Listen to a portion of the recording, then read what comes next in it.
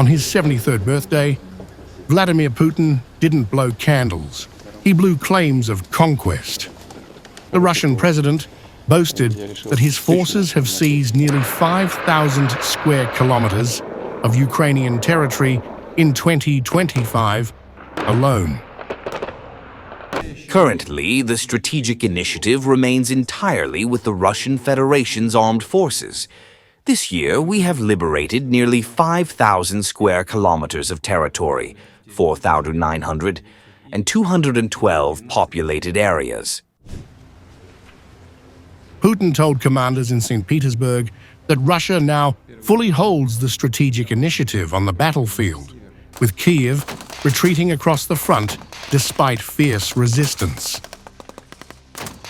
I recall that, just recently, on September 30th, we celebrated the reunification day of the Donetsk and Lugansk People's Republics, as well as the Zaporizhzhia and Kherson regions, with the Russian Federation.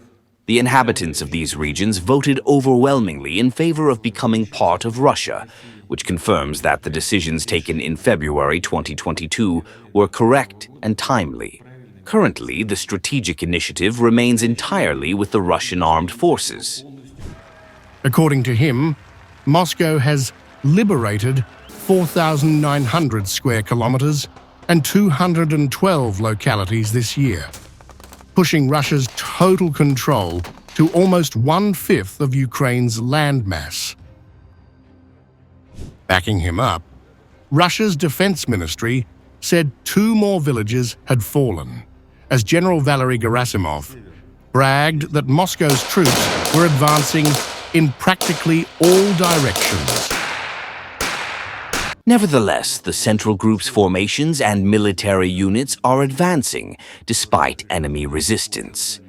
Our assault units are advancing through the southern districts of Krasnoarmysk.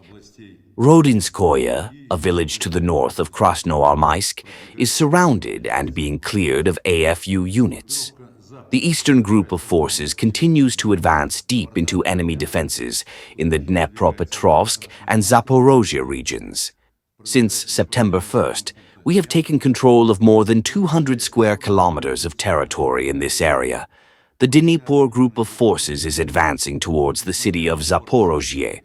Combat is currently underway for control of the populated areas of Primorskoye and Stepnogorsk. The Kremlin highlighted fierce fighting around Pokrovsk in Donetsk and towards Dnipropetrovsk, with offensives stretching from Kupiansk in the northeast to Zaporizhzhia in the south, and buffer zones expanding into Sumy and Kharkiv. Ukraine rejects that narrative. Kyiv's military says Moscow has failed to capture a single major city this year, pointing instead to Ukrainian gains around Dobropillia and counterstrikes in Sumy.